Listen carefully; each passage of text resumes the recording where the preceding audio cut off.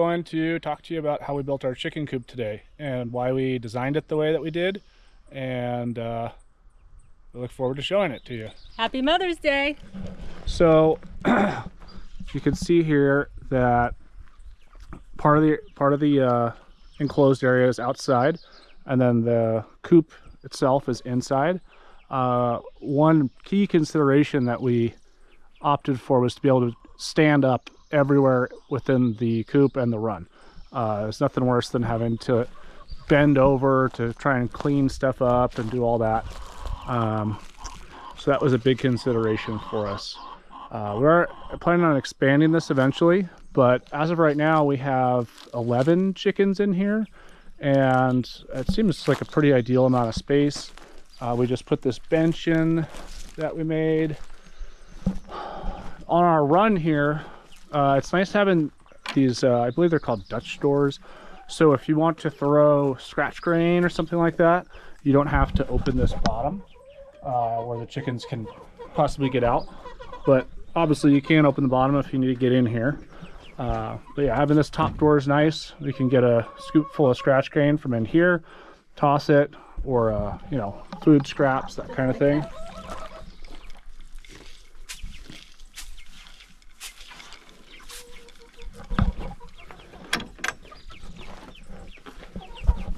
So chickens love to get up off the ground. It makes them feel safer away from predators.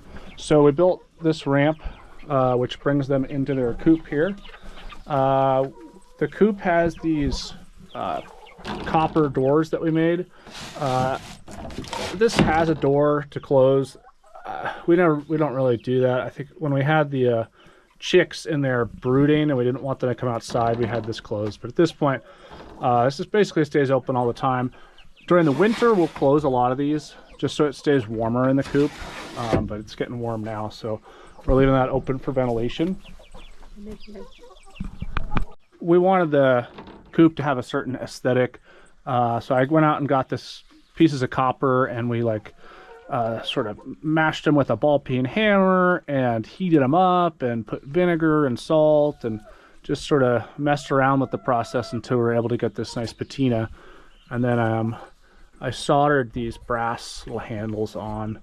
It's kind of a fun part of the project here. You can see our watering system. We took it within this barrel. Allie, maybe you could open the top here. Essentially, we had these wine barrels left over from our wedding, and we wanted to use it again to kind of meet the sort of country aesthetic. But there's actually in there is a, I believe it's 35 gallons or 40 gallon tank, and then the barrel we just disassembled and sort of reassembled around it. But the water in there is in a polyurethane kind of enclosure. It's plumbed out the bottom here. We put a ball valve there in case it's leaking or we need to do something. And then these are their little watering cups. Essentially, they drink out of here, and then once there's not enough weight in it, so you can see if I'm holding it up, the water keeps going in, and the weight of the water shuts off the valve. So very low maintenance. We fill this, I don't know, once every couple months. And even when we fill it, it's not completely empty. So this is kind of the rest of their run here. You can see these feeders that we put in. These are just PVC pipe that has a reducer in there. And essentially we fill these all the way up with feed, and it stops there. Like, it can't overflow, but we cut half of the PVC off just to keep it from residual moisture and water and stuff getting the feed wet. And we just keep the feed out here and fill it up as needed. They actually do go through this surprisingly quick. We may add some more in the future. I think we're probably doing every 3 weeks. And now we have these new chickens in here. Might even end up being more. We're going to do something in this area. This is all going to be expanded. This may just be like a roosting area or another level up here. It may end up being for goats or rabbits or who knows what. You can see our electrical coming through and going inside here. But you can see, I mean, there's a lot of room. This is the lowest point on the whole thing, and I can put my arm all the way over my head and still have plenty of room. So here's the front of the coop. Our daughter's name is Pearl, so we made this fun little sign. We have this old manila rope that we came across in an old Jeep that we acquired. It was like the winch line for it, so kind of integrated that. This door came out of an old Victorian home in Berkeley. I got it at like a recycle construction place. This is another window up here, you know, closed in the winter, open in the summer. So these are our laying boxes. You can see, just sort of open these up. You gotta do it a little careful because this one's got a lip, but these do not. So you got to be careful that the eggs don't fall out. But it's very convenient. I mean, just walking right up to this and grabbing the eggs, even if there's a chicken in there, you kind of just reach under them and pick it up. And then this is our clean out. This ended up just being a little bit of storage here, but this section is the width of a standard steel rake, and we'll just pull a tractor bucket underneath here and just stick the steel rake in there and just do a couple pulls of this stuff, and it all cleans out in one easy go. So here's the other side of the coop. We've got some lights, motion sensor light, front and back. We haven't had any issues with predators yet, but if stuff does get near the coop in the evening, the light will turn on and hopefully help deter them. Here we decided to attach a little raised bed garden. We're working on a big garden over there, but this is kind of cool because we didn't have to enclose this wall since it's already the coop. Here's another one of these copper windows. And then here's our raised beds. We just started planting marigolds. Apparently, if chickens eat marigolds, it turns their yolk more of like a dark orange, kind of red. So I'm going to see if that would work. But this is just like our attached sort of raised garden. It's a nice height. I'm not bending over at all.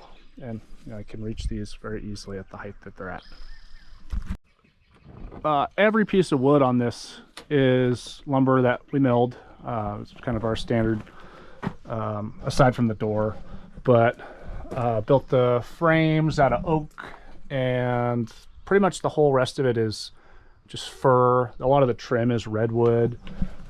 So it's not a huge space in here, but it does provide us a nice dry place to store a feed, gardening supplies, and then really the big thing is how we designed the roost and the clean out. So these just slide open like this, and the chickens will come up through in here. This is some sort of like expanded PVC. It comes in a sheet. We just cut it. It's really easy to clean off. So the chickens come up in here. They hop up on these roosts. The big girls roost up on the top there. The newer chickens are still kind of trying to find where they belong, but hopefully they'll roost on this lower bar. And then essentially we just use this scraper, and we just scrape the poop off every once in a while. It's at an angle so it falls right into this trough, and then essentially we take a steel rake every once in a while and clean it out. We also just sort of turn it and rotate it so that it doesn't that the wood chips, you know, the carbon sort of absorbs the nitrogen, and it doesn't smell bad at all in here. And when it's time to clean it out, we have nice stuff to add to our compost. But yeah, that's why we designed it this way. We may add another roosting bar up along the top for more chickens, or we might do it just out on the other side there. Electrical? Yeah, we ran power through here. We've got a plug there. We ended up doing our chicks in the bathroom again this year, but we do have the ability to run a heat lamp and a brooder box out here. We got a light switch over there. Got lights in here as well. Storage down here. Yeah, one big benefit of how this design is is that underneath, it's a great place for straw or hay, bedding, feed, you know, which would otherwise be kind of a void space. So good storage there. So that kind of gives you an idea of how and why we built this chicken coop the way we did. And hopefully it kind of inspires you to put some extra effort into a coop if you're going to build one yourself. I would say it's instead of just going out and buying one, building one like this I think is a lot more meaningful, and we really enjoyed our time building it.